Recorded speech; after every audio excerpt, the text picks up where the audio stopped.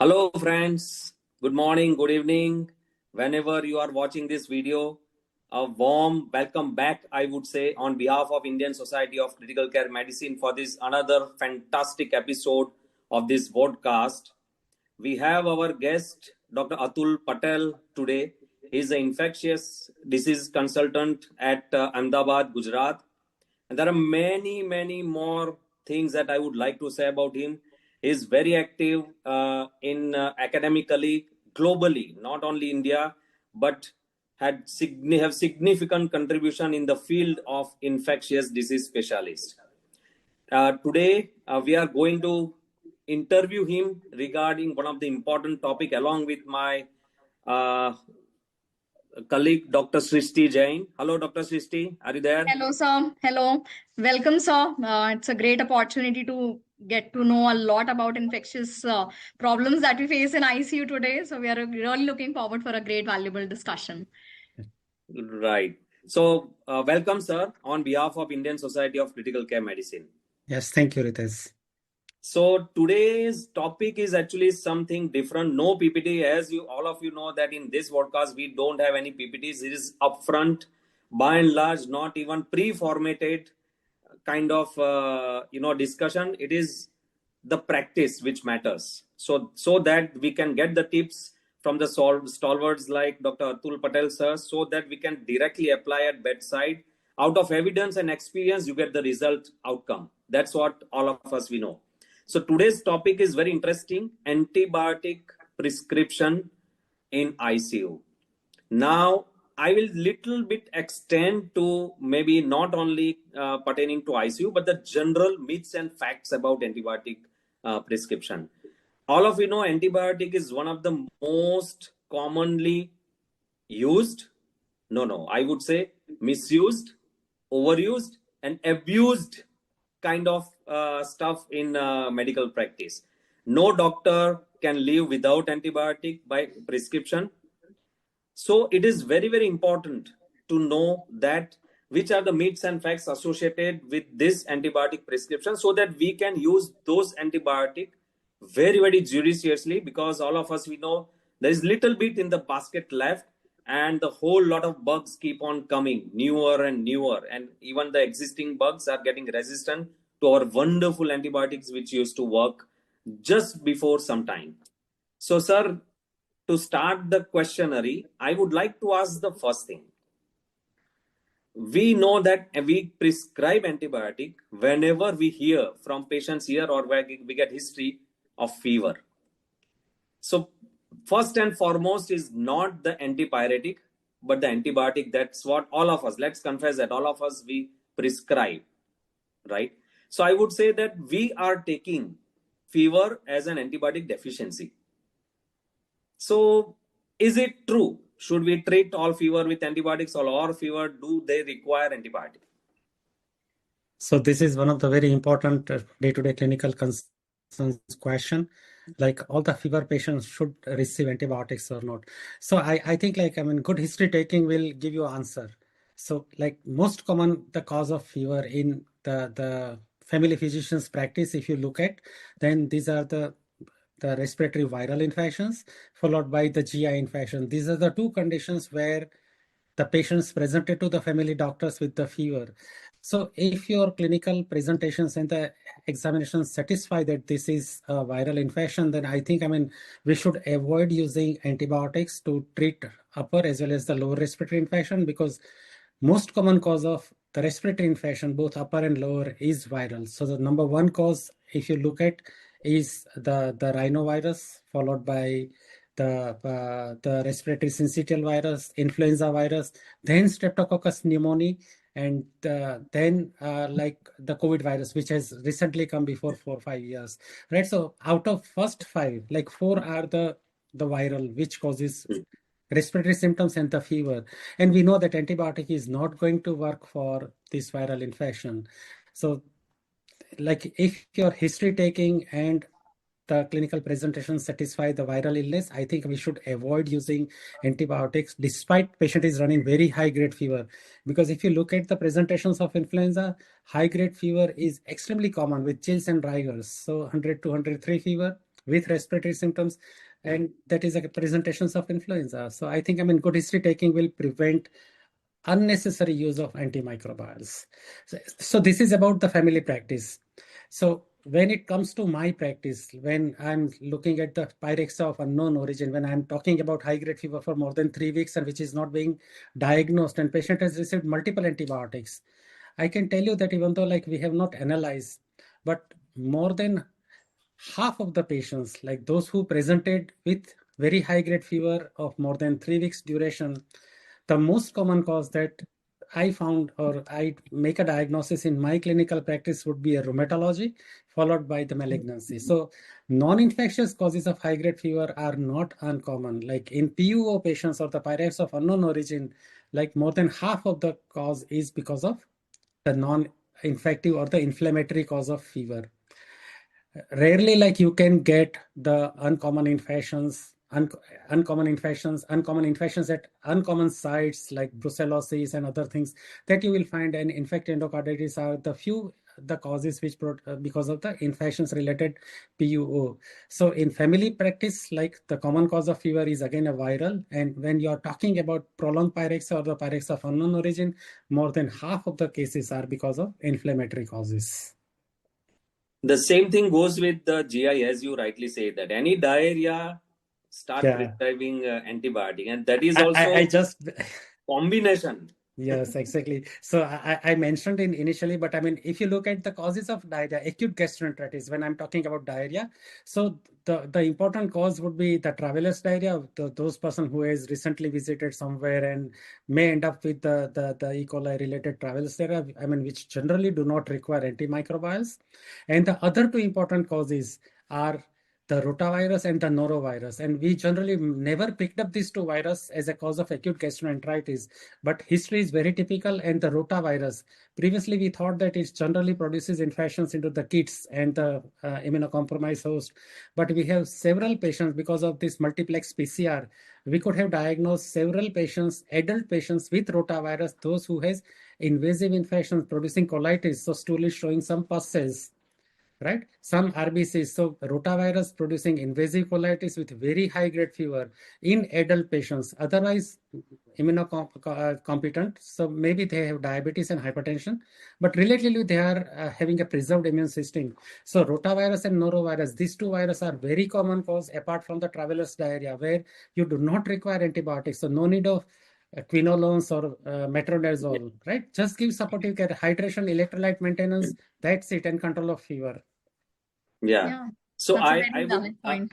yes. So sir, it's very famous joke about the upper respiratory tract infection, that if you are having upper respiratory tract infection, if you don't give antibiotic, the course will be extended to 7 full days, and if you give antibiotic, then it will be just over in 1 week. That's true. So this is how our prescription of antibiotic. Yeah, Dr. Srishti, if you want to go ahead. Yeah, so that's the very important challenge, that how do we train the clinicians, that because they think that higher antibiotic means faster recovery, and how do we balance that, broader is better with antimicrobial stewardship principles? Yeah. So, the myth, the broader is better is, I think, it is a misnomer or it's a wrong thing. Let me, touch upon the surviving sepsis guidelines. So probably, the audience would better understand. Like the survival sepsis guideline, what says, like you have to give early antibiotics, especially within an hour, in a patient who is entering into the emergency room with septic shock, right?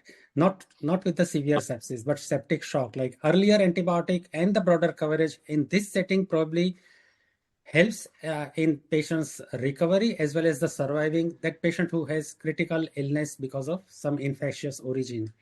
But if patient is having only sepsis, not having a hypotension, so there is no evidence of septic shock, here probably you have a very good ample of time to just find out the etiology of this sepsis, because sepsis is not always because of the infections. It could be an inflammatory sepsis like acute pancreatitis, or patient who has polytrauma, patient who has severe burns. Like all these conditions can give you, or the rheumatological conditions like adult-onset Still's disease, like several patients, like several adult patients, they present with very high counts, features of severe sepsis, polymorphonuclear leukocytosis, thrombocytosis, very high ESR, and the inflammatory markers like C-reactive protein is sky high. So this is what the OSD patient or the adult-onset Still's disease patients presents, right?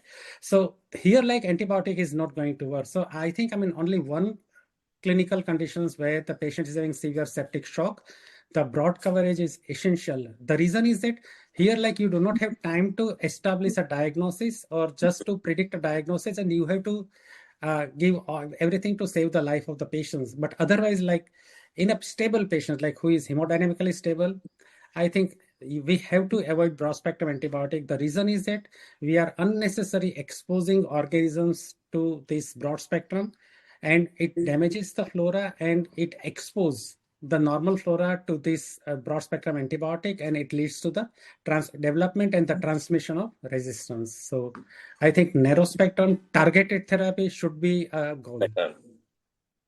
Agreed. And in with the extension of the same question, it's always there, even if it is septic shock and it is mandatory to give antibiotic. The myth is that two are better than one and three are better than two. Yeah. So here, like, I mean, the Ritesh, the factor comes the fear. I have not covered gram negative. I have not covered gram positive. Oh, I need to cover anaerobes. Oh, fungus is not covered, so I need to add one antifungal. So this probably drives the add-on antibiotics or add-on the spectrum of the antibiotics and the other antifungal or the other agents, right? So I think like once, like in emergency setting, like when patient is in septic shock, you have given broad spectrum coverage, like looking at the clinical scenario.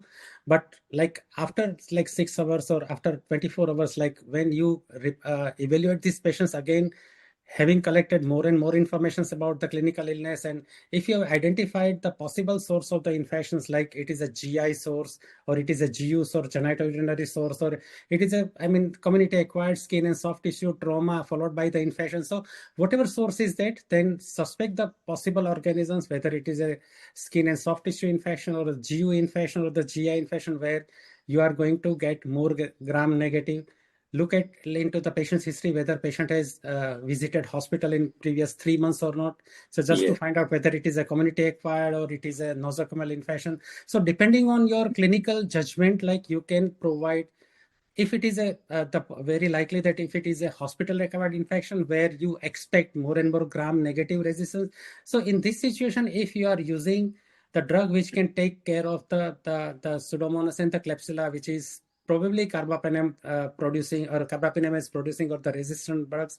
So here, like giving a colistin or some similar drugs would be an ideal choice when it is a nosocomial infections with very high suspicions of resistant gram negative organisms.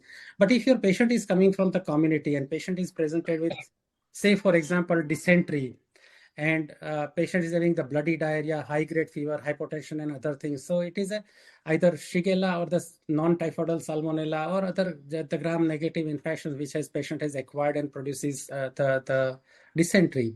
So here, like the common antimicrobials, either beta-lactam, either penicillin or cephalosporin or the beta-lactam as inhibitors combination would be the ideal choice here. So this is how, like, we have clinician will have to decide the antibiotics according to the likely organisms which is there producing infection.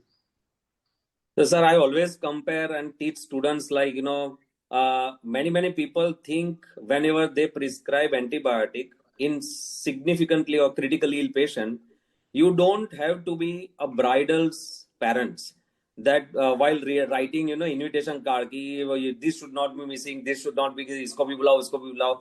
So it is not to complete the list. We need to be targeted, as you rightly said. And as a clinicians, it's our duty. Prescribing antibiotic is not a big deal. Anyone can prescribe. Yes. But which one needs some expertise? And I think all of us are having that expertise. It just requires a little bit of thought process and daring. Exactly. So what I mean, the message to the clinician is that like try to identify the source of infection, which could be the possible source, like either it is abdominal cavity or GU or pulmonary infections or the skin and soft structure or the CNS. Like these are the few common site of infection. So the first question that clinicians should get answer is what is the likely source of the infection? The second is whether it is a nosocomial or it is a community acquired infection. And then third, like what are the likely possible organisms, right, which can Yes. produce the similar infection, and then target those antibiotic. You have already sent the cultures, appropriate cultures from the blood and the body fluids. Then once you get a results, like interpret it well and modify your antimicrobials accordingly. Yes. Yeah. Yeah, Dr. Srishti. Sir, like you were talking about, discovering GI infection or GU infection. So the antibiotic which comes in my mind is like metronidazole. Like every other patient, chalo, intra-abdominal होगा, anaerobic होगा, metronidazole add कर दो. या community से आया है तो let's add azithromycin. So sir, what would you like to give a message upon these two highly abused antibiotics as like, as a chutney in the plate? Yeah, I know. So for metronidazole, which is, I mean, commonly add-on drug to many of the antimicrobials, and especially the gastroenterologists or the GI practitioners as well as the gynecologist. And the rationale for them is to take care of the anaerobic infections. So let me, I mean, introduce few the common anaerobic infections in our body. So above the diaphragm, the anaerobic infections are generally sensitive to the penicillins. So if you are using penicillin, amoxicillin, ampicillin, or like if you are, I mean, using piperacillin, for example, then all these antimicrobials are, or including meropenem, all these antimicrobials are going to take care of all the anaerobes, which generally produces infections above the diaphragm. So these are the Fusobacterium, Peptostreptococcus, which are very common in the oral cavity flora. The metronidazole is generally required in case of the bacteroid species, where sometimes you will find resistance to the penicillin groups of the drugs, and bacteroids generally resides into the pelvic cavity. So when you have a complicated pelvic infections or the intra-abdominal infection with pelvic component, so I think this is an ideal situation where we can add the metronidazole. This is number one. The number two indications for metronidazole in critical care is that when patient has received multiple broad spectrum antibiotics for any infection or for any conditions, and these patients are likely to develop antibiotic associated colitis. So spectrum is huge, from simple diarrhea to the C. diff associated colitis. So there is a huge spectrum of antibiotic associated colitis. So this is another important indications where the patient is having antibiotic associated colitis, where you have not confirmed Clostridia difficile as a cause of antibiotic-associated colitis, where the test may be negative. So even in presence of C. diff colitis, you may not get a GDH, or you may not demonstrate the presence of toxins, right? And PCR, the limitations of the PCR for Clostridia difficile is that positive PCR may not say that, I mean, your patient is having C. diff colitis. The reason is that C. diff is a part of your flora when patient is on antibiotic therapy. And if patient is not having any diarrhea, bloody diarrhea, patient is not having any features of colitis, and your simple watery diarrhea picked up the C. diff PCR, it does not say that this is C. diff colitis. So the interpretation of the C. diff test is little tricky. So you have to look into the patient's clinical scenario. So this is a second indication where the metronidazole really helps to your patient's management. And the third indication is the parasitic infections. So Giardia is not uncommon in my practice because of immunocompromised host. Especially the patient who are having a common variable immunoglobulin deficiency, where the frequent or the recurrent giardiasis is the clinical presentations where I have to use metronidazole frequently. And of course, amoebiasis, intestinal as well as extraintestinal amoebiasis. So I think these are the very important indications where you can use metronidazole for add-on or for the treatment. Yeah. So the message is that, kind of from ICU, whatever you are saying, practically majority of the patients are out of this box. Yes. So what we are dealing with is more community acquired or even hospital acquired. This kind of patients don't reach to ICU. Before that, they are Yes. kind of taken care of, because simpler antibiotic will take care of this kind of infection. Absolutely. So I think augmentin or the piperacillin tazobactam, these are the two very good antibiotics which will take care of the anaerobes into the abdominal cavity also. So my first drug of choice, like when I handle my patients, either of these two, depending on the severity of infection, that is my the preferred drug. So friends, the big message here is that if you are prescribing, your ICU patient is on amoxicillin clavulanic acid or piperacillin tazobactam or meropenem, please do not add metronidazole or strike it off today if you have already started. Yes. So very, very important message for this. Yes. Considering the same with the extension of the same, sir, bigger diseases like more comorbidities, higher antibiotic. This is also a big myth that if patient is having too immunocompromised or rather diabetic or some other disease like some pneumonia but diabetic. No. This patient is diabetic requiring higher or bigger antibiotic. So this is also one of the myth that we would like to break, sir. So to answer this question, like if somebody is having a profound immunosuppression and getting infection, then the selection of antibiotic becomes very easy and it becomes very cheap to your patient because cotrimazole is generally very effective and sufficient for the treatment of most common like the infections in severely immunocompromised host. The another very important drug for even pulmonary infections and the brain abscess in immunocompromised host, like organ transplant patients or this uncontrolled diabetes and patients are having cancer chemotherapy or the malignancy. So these patients are likely to get nocardia infection. So the drug of choice here would be ceftriaxone. So for profound immunosuppression, look at the organisms, identify, and the antibiotic selection is very, easy, simple, and very cheap as compared to your ICU patients where the antibiotics are very expensive. So I think, handling infections in a profound immunosuppressed patient becomes very easy, except like fungal infection requires the expensive antifungal medications. And it also, the prescription also should not be dependent on whether that patient belongs to general ward, special ward, suite room or ICU. So that also becomes, fear factor. That suite room patient, actually almost I would say I had not published, but 12, 13 years, I had done just survey of antibiotic consumption in my hospital for 1 month. And to our surprise, even suite patients are getting more number of antibiotics, kind of broader antibiotics, and for longer duration. So all three, which literally we don't want because of kind of VIP syndrome. So that is kind of fear factor. So Dr. Srishti. Yeah, with the VIP syndrome, one more thing which is a VIP syndrome is investigating overtly. So one investigation is procalcitonin. So how should we interpret procalcitonin correctly, sir? And is a high level always an automatic trigger for escalation? Yeah. So you asked these questions to a wrong person. I'm against procalcitonin. I never ordered procalcitonin. I've never ordered procalcitonin in my entire practice. So let me discuss this issue. Like this is very important concern because like procalcitonin is one of the very frequent the prescription of investigations in critical care.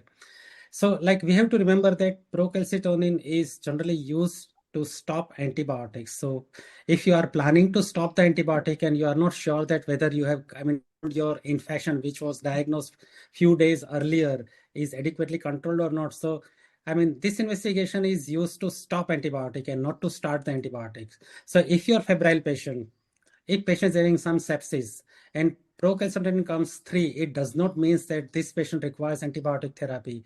But if your febrile patient who has received a diagnosis of some community acquired pneumonia or the ventilator associated pneumonia, you have identified the organisms and now you have treated with the appropriate antibiotics and the 5 days has been completed, and because of some toxicities or some other issues, like you are planning to de-escalate or you are planning to stop antibiotic, I think this is the best time to request procalcitonin. And if procalcitonin comes negative, and even though there is some radiological opacity, and patient is stable, patient is having the stable ventilatory requirement or the improving ventilatory requirement, and PCT comes negative, you can actually stop antibiotic even though the WBC count is 12,000 or 14,000, right? So this is the beauty of procalcitonin, that you can utilize the results of procalcitonin to stop antibiotic rather than to start antibiotic. So, and there are several non-infective conditions where you will get very high procalcitonin. Yes. Right. So I remember one, the young female patient, the college student, She was admitted with hepatitis E, running very high grade fever in the first week of hepatitis E. And the fever was in the range of 100, 300 for almost continuous fever. And E was confirmed, SCPT, SCOT were in thousands, like 4,000, 6,000. And her procalcitonin was ordered by the primary care physician and it was 72. So it's a pure viral infection and PCT was sky high, 72. So I think even you will also find the elevated procalcitonin in a patient who has crush injury, patient who has renal failure, patient who has vasculitis. So if you are following the rheumatological patients who has the systemic small and medium size or the large vessel vasculitis, you will invariably found or encountered with the elevated procalcitonin level. So PCT is not a marker of bacterial infection, but if it is normal, so you have to take it as a negative predictive value and you have to stop it. I mean, to stop the antibiotic. And even malaria. Malaria is also one of the very Yes. common reason Yes. for very high procalcitonin. Yes. So many times I ask I go to the SVP Medical College for the grand rounds, and when the students, they present a case like the procalcitonin comes, so I always interrupt them and I ask the simple question, after this procalcitonin results, what's changed in your assessment or in the management that you made in this patient? Nothing. Nothing. Just happy True. procalcitonin. Exactly. So वो हो गया, actually, at least yes. एक tick हो गया कि I also did the procalcitonin So level. actually speaking, procalcitonin should have been ordered in ward rather than in ICU while Yes. patients are on the verge of stopping antibiotic. If at Stopping all antibiotic. is needed. Yes. And that too, as you rightly said, sir, when there is clinical dilemma. If Yes. patient has responded well therapeutically, there is no point in getting procalcitonin to confirm. Why we should doubt ourselves? When in Yes. doubt, get the help. If you're True. clear, please don't waste the important, money by and large. It is very costly also. Very true. Right. So, sir, one more thing that uh, some patient of septic shock were bombarded with antibiotic. Maybe that patient have required previous antibiotic in last 6 weeks or something like that, and we have started something I call is Marotico syndrome. Yes. Any septic shock, something called meropenem, ticoplanin. That is, the word or dictum that each and every person is having there in their brain. So, and once patient starts responding, there is very, very difficult situation for us to convince the primary care physician to de-escalate if patient starts responding. So even if good therapeutic response, they don't like to touch antibiotics as far as de-escalation. So what would be Big your hesitation. big Yeah. hesitation? So again, this hesitation is just because of the fear that my patient who has some severe critical illness now becomes stable, and if I stop and if the syndrome progresses, then I'll be in trouble. So that's the fear. So here, I think in this patient, if you can find out the cause for severe sepsis, again, the site of infection, the organ which was affected by this severe sepsis, and the possible organisms, or if the microbiology report has come and guided your antibiotic therapy, then the things becomes very easy. So if it is a predominant gram-negative stuff, then you can very well remove the ticoplanin, right? And you may, complete the course with meropenem. If you have, say, for example, your patient is having the severe sepsis or septic shock because of some community acquired infections like salmonella, and patient is having severe shock because of the bacteremic salmonella infection. So here you can very well narrow down your antimicrobials to the organisms which has been isolated. But the trouble comes when the patient, all the microbiological reports are not favoring any or came out negative. All the reports are sterile, and now patient is on empiric meropenem and ticoplanin, and now patient is having achieved hemodynamic stability, difference, and patient becomes stable. So again, what we should do is that, most of the bacteremic the infections, the duration of antimicrobial therapy is narrowed down to 7 days. Right. So for community acquired pneumonia, so if your patient is having the infections into the pulmonary system as a entry point, then you can narrow down the antimicrobials for 5 days therapy. So even though it is a community acquired pneumonia or the ventilator associated pneumonia, the 5 days antibiotic therapy is generally sufficient. right? So this is how like you may take a call, you may take a decision like when I'm going to stop this therapy. And this situation arises when you do not have organisms from the microbiological reports. So again, look at the site of infection, organ which is being affected, likely the cause of infections, right? So even though like you have covered gram positive and gram negative, but if you think that this is a predominant gram negative, then ticoplanin is not required. So you may stop like after 72 hours or whenever like you are reassessing this patient. Right. Yeah, Dr. Srishti. Yeah. So, yeah, that was a very important discussion, sir. Now, again, coming to, certain things like, focusing on the AKI, do we need to change our perception of AKI? Should all antibiotics be dose reduced if the patients have renal dysfunction? So this is again a very big concern and big questions when managing infections in a critically ill patient with renal dysfunction. So here, I mean, this is a very special situation, and we have to pay more attention to a patient who has renal disturbances or the patient is receiving renal replacement therapy. The reason is that the most of the pharmacokinetics parameters of all the antibiotics will be changed in presence of renal dysfunctions and the patient is receiving renal replacement therapy. So in patient who has AKI, but still like patient do not require dialysis, obviously the drug exposure will significantly increase if the drug is being primarily handled by the kidney. Right. So here, like you need to adjust the dose, and if you can get the therapeutic drug monitoring, then you should monitor your the patient's drug level of your antimicrobials, because there are chances that either you are going to give a supratherapeutic dose or the subtherapeutic dose in a patient who has renal insufficiency in ICU. And this is the subtherapeutic dose generally occurs in a patient who is on renal replacement therapy, either on intermittent dialysis or when patient is on the continuous or the CRRT or something like this, where there is augmented renal clearance. Here you actually require the higher dosage of antimicrobials. So in this situation, we have to pay more attention for the antimicrobial dosage, just to, I mean, remove the possibility of subtherapeutic dosage, right? This is very important. So it is very, as you rightly said, sir. So what we do that whenever the dialysis technician, along with our nursing staff, at the end of the dialysis charts that this is the negative ultrafiltration and this and that. Along with that, there is one sentence, additional supplemental Dosage. dose of antibiotic. Yes. So whenever the dialysis is finished, this is a very important question that is this patient requiring supplemental dosage depending on whatever antibiotic is there. So this is very important. So I mean, Yes. everyone should follow the same practice. Sir, having said that, you said that majority patients require 5 days or disease requires 5 days of duration, maximum 7 days. Yes.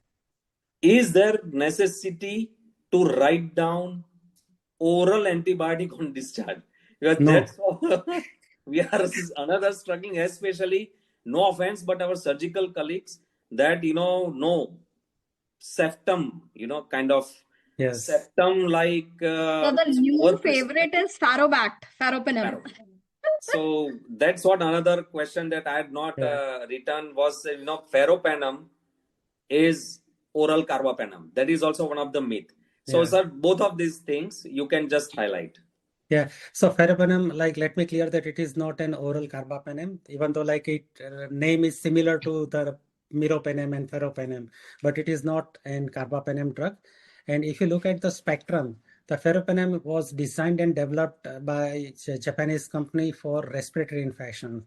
So community-acquired respiratory infection was the initial indications and initial studies has been carried out for ferropenem.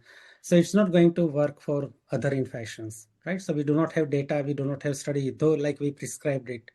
And the first important question that like oral therapy after completions of the intravenous therapy for 7 days. So for example, when you talked about the surgeon, somebody is having intra-abdominal infection, some recession anastomosis has been done, the lavage and the intra-abdominal collection was cleared, and patient has completed the 7 days therapies. The current intra-abdominal infection guideline says that if you have done a perfect and complete drainage, then the 7 days therapy is adequate and enough, and you can actually stop it.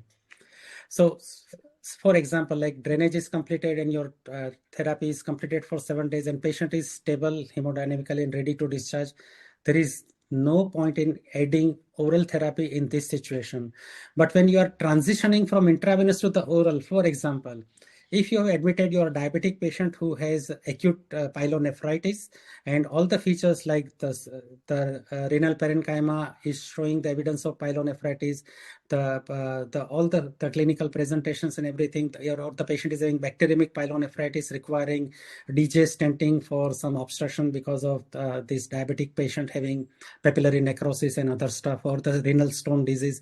So here, like when patient is having upper urinary tract infection, generally the therapy is prolonged therapy is required from 10 to 14 days, and few patients may require more than 14 days therapy. So here, like typically, like because most of these diabetic patient who has acute pyelonephritis, they are having a severe syndrome, and they in fact generally present to the ICU with hypotension, septic shock. And once you put a DJ stent, like the things started becoming reversing along with your antibiotic therapy. So once you remove the obstruction by urosurgical procedure, the patient will, start improving.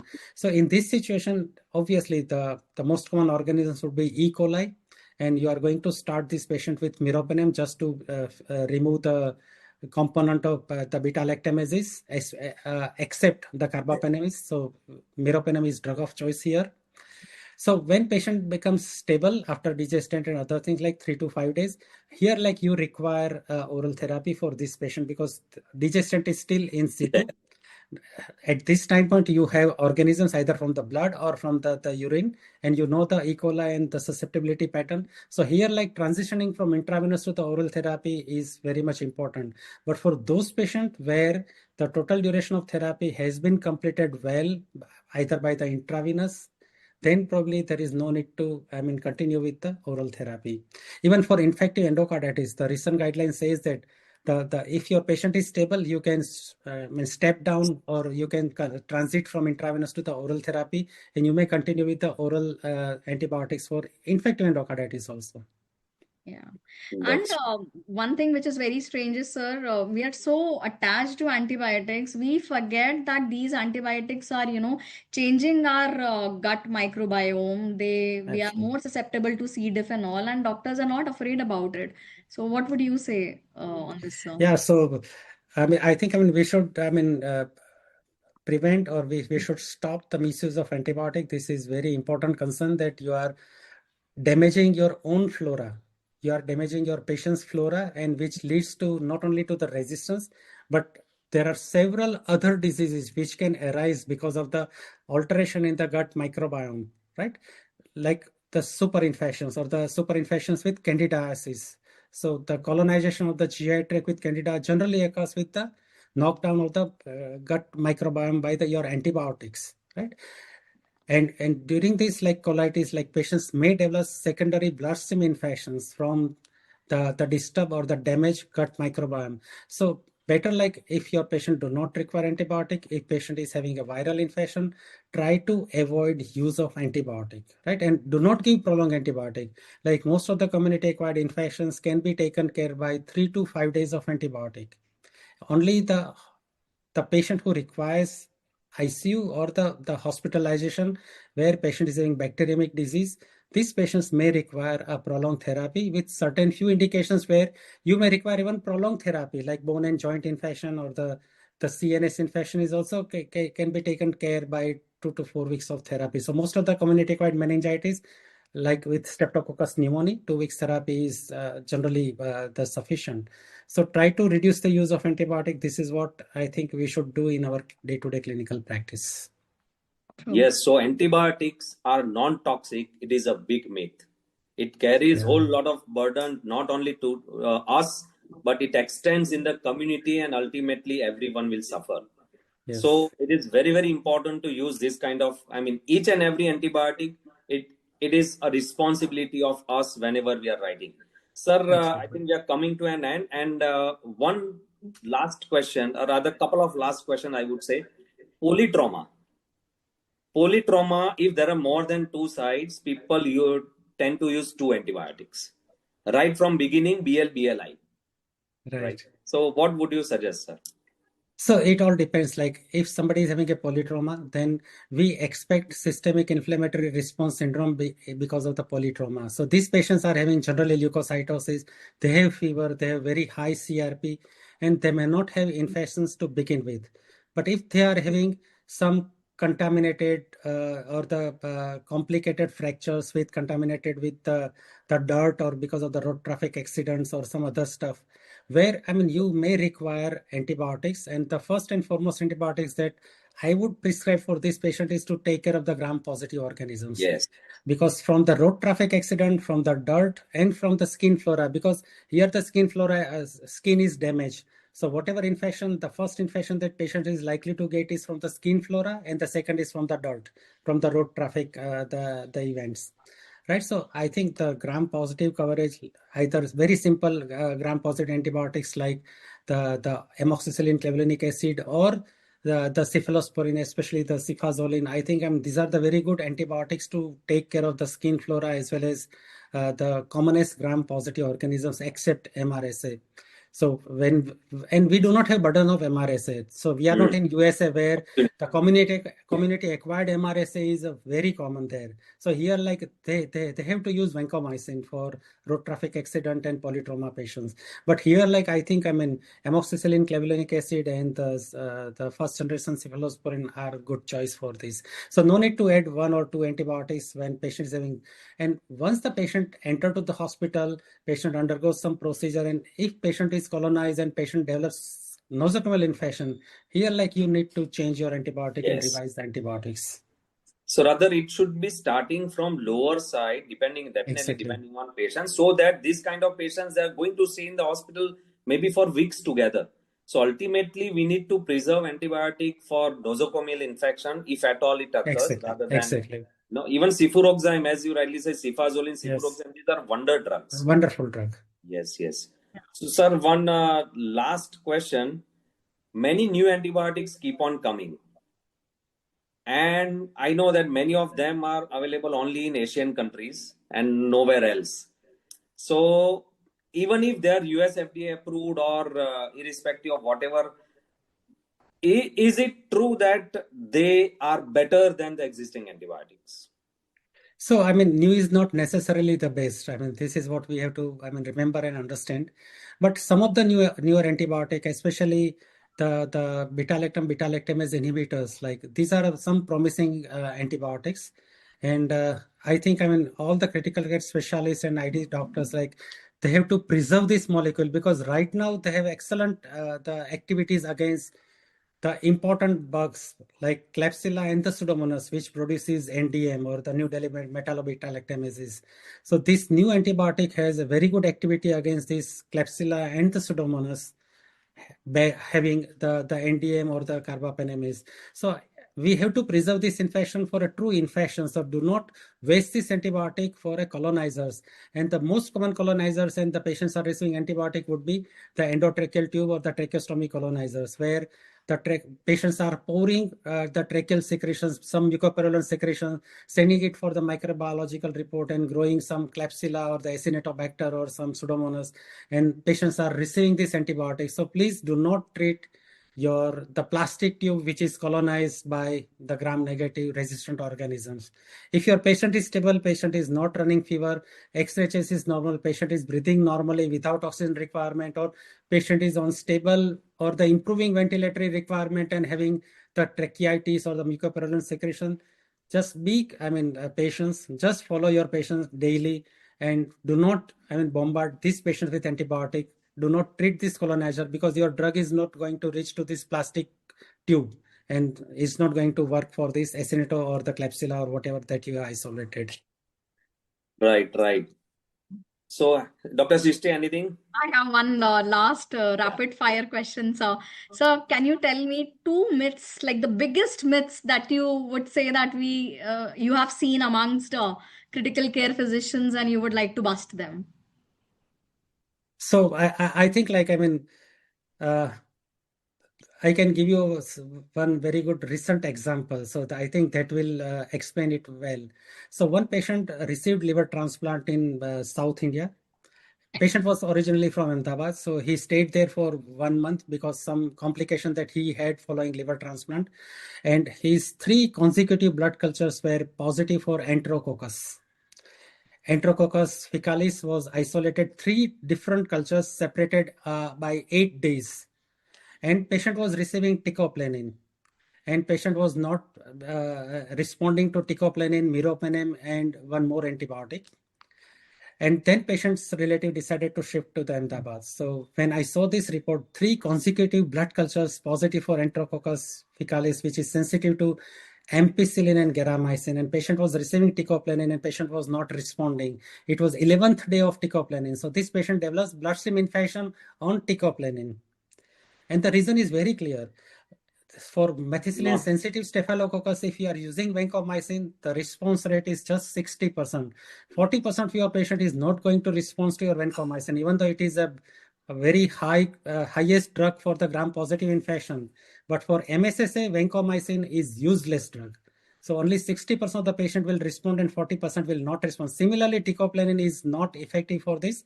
Very simple, sensitive, susceptible enterococcus. So this was a luxury that we had, that enterococci, which is sensitive to ampicillin.